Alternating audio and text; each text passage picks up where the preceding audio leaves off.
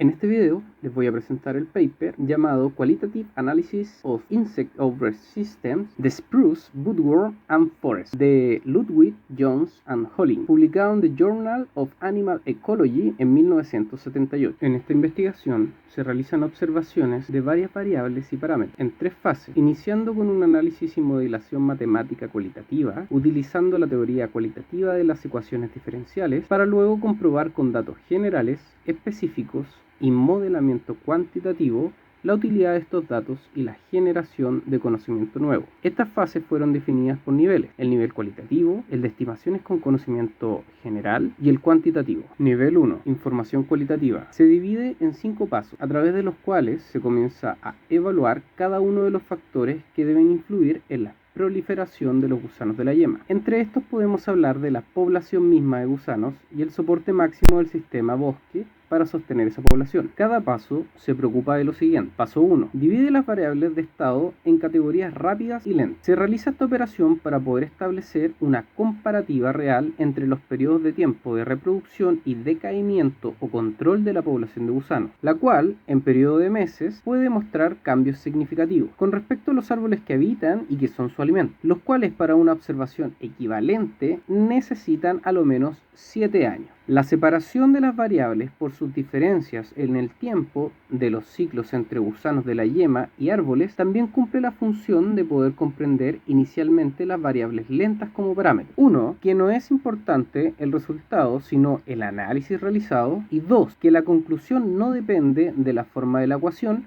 sino de sus propiedades cualitativas. En la ecuación 1, al derivar B, indicador de la densidad de la población de gusanos, con respecto al tiempo, se obtiene que la ecuación depende de la misma densidad poblacional B y de la capacidad de carga del sistema K sub B. Además, se incluye el efecto de la depredación en la ecuación 2, la que depende igualmente de la población de gusanos B, de beta, establecido como el límite superior de la tasa de mortalidad de los gusanos por depredación, y alfa como el indicador de saturación de la misma depredación. Esto debido a que a altas densidades de la población de gusanos, la mortalidad por depredadores se ve saturada, por tanto se vuelve inefectiva. Es en ese punto donde la población de gusanos se ve limitada por la capacidad de carga del sistema K sub B. De esta manera se elabora la ecuación número 3, que define la tasa de cambio total de gusanos con respecto a la densidad poblacional, la cantidad de follaje disponible o capacidad de carga y las tasas de depredación con respecto a un tipo de ave. Es así que llegamos al paso 2, el cual busca analizar el comportamiento a largo plazo de las variables rápidas cuando las variables lentas se mantienen fijas. Es por esto que se ejecutan distintos tipos de operatoria de cálculo y álgebra para poder identificar ciertos parámetros o puntos importantes de la ecuación. Por ejemplo, se identifican sus puntos de equilibrio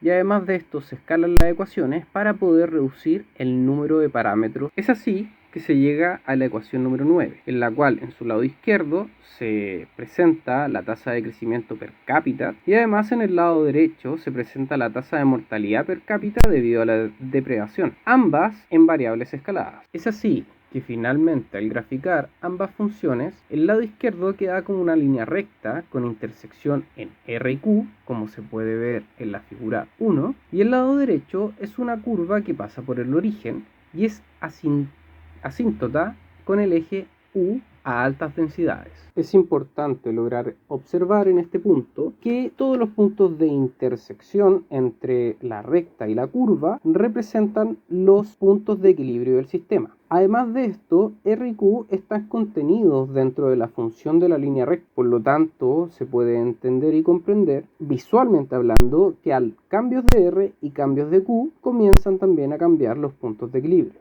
Es así que llegamos al paso 3, en el cual se busca decidir la respuesta de las variables lentas cuando las variables rápidas se mantienen fijas. De esta manera se plantea la ecuación número 10, en la cual se identifica, por ejemplo, el factor S, que busca caracterizar la superficie total de las ramas de un rodal, y asimismo el factor E, que representa el estado del follaje y la salud de los árboles, el cual se identifica análogamente también como la reserva energética. De esta forma es que se presentan nuevas ecuaciones que representan los cambios en el tiempo con respecto al follaje y con respecto a la reserva energética del bosque finalmente, que tiene que ver con todo lo que son las variables lentas. Así se vuelve a establecer una ecuación en la cual, como se puede ver en la figura número 3, se presenta una ecuación con forma de U hacia arriba y una ecuación recta. Entonces los puntos donde estas dos se intersectan son los puntos de equilibrio de este sistema. En el paso 4 se analiza el comportamiento a largo plazo de las variables lentas, manteniendo las variables rápidas en sus correspondientes equilibrios. De esta manera se puede entender que al variar la cantidad de población o la densidad poblacional de los gusanos, las curvas comienzan, o las ecuaciones comienzan a separarse. Los puntos C y B comienzan a converger en un solo punto, y además de eso puede que, si la población de larvas es mucha, finalmente las dos ecuaciones se separen, y esto significaría un colapso del sistema bosque-gusano de la yema. Finalmente, en el paso 5 se busca combinar los resultados anteriores para poder describir el comportamiento del sistema completo y así identificar las necesidades de acoplamiento adicional de las ecuaciones. De esta manera, por ejemplo, el parámetro K sub B, que mide la capacidad de carga en larvas por acre de bosque, se cambia por K', el cual mide la capacidad de carga en larvas por unidad de área de rama. Es así que llegamos al nivel 2, donde se utiliza información cuantitativa, general. ¿Por qué general entre comillas? Porque finalmente se explica como la utilización de información que un profesional del área pudiese manejar. Es así entonces que se logran definir algunos parámetros de manera general y no acotados al área de estudio. De esta forma, por ejemplo, se define la cantidad de larvas que pueden ser sostenidas por una rama. Se define también, por ejemplo, la tasa de cambio de la densidad poblacional de los gusanos. Y es así que con información de la literatura o información conocida, generalmente hablando, se estiman ciertos parámetros o se intenta estimar ciertos valores para los parámetros que dominan el sistema. Finalmente, llegamos al nivel 3, información cuantitativa empírica. La principal fuente de datos para estas simulaciones fue Morris y su publicación de 1963, la que además fue enriquecida con una considerable opinión de expertos adicionales. Parámetros estimados en este nivel a través del uso de la información cuantitativa empírica y detallada tienen ciertas discrepancias con los estimados en el nivel número 2. Por ejemplo, el valor beta, que tiene que ver con la depredación, se estimó mucho más alto.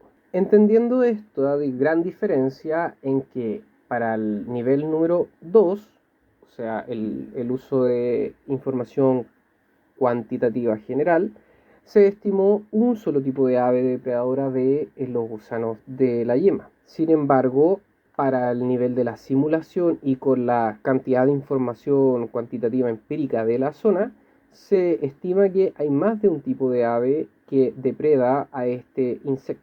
Finalmente, todos estos parámetros se llevan a modelación y se comparan los dos modelos o los dos gráficos obtenidos. En la figura 5 se puede ver un modelo de ciclo de brote, el cual termina en el año 43 y que fue modelado con los parámetros obtenidos a través del nivel número 2. En la figura número 6, por otra parte, pueden encontrar un modelo típico de un ciclo de brote exhibido por el modelo de simulación tal cual.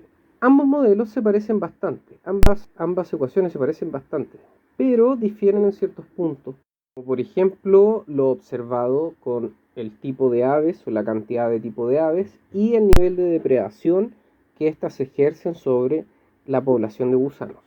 Asimismo, otras diferencias pueden ser resaltadas en estas dos figuras, principalmente debido a la diferencia de los tipos de modelo, un modelo discreto y un modelo continuo. Para concluir, podemos decir que el autor de este paper buscó resaltar la capacidad analítica que tiene el análisis cualitativo de una situación y cómo éste, a través de un modelamiento matemático, puede llevarse a una estimación bastante próxima a lo que se puede obtener a través de la toma de datos exhaustiva y la simulación de ciertos modelos a través de sistemas más elaborados. Sin embargo, asimismo, el mismo autor en las discusiones estima muy importante reconocer que primero se tiene que conocer muy bien cuáles son las características y cuáles son los parámetros del sistema que se quiere abordar para poder definir bien cuáles son las variables y parámetros de entrada que van a definir cómo las ecuaciones se pueden construir, y además de eso se tiene que tener un manejo matemático importante. Él lo plantea, por ejemplo, como que las primeras ecuaciones planteadas al principio tienen un grado de dificultad de cálculo de primer año. Sin embargo, las ecuaciones posteriores y los tipos de análisis que hicieron no son abordables por cualquier persona. Por lo tanto, llevar este tipo de análisis a la realidad requiere habilidades importantes y una confianza importante sobre las capacidades matemáticas de quien lo quiera llevar a cabo, y además de eso sobre el conocimiento mismo del sistema en el cual se quiera aplicar.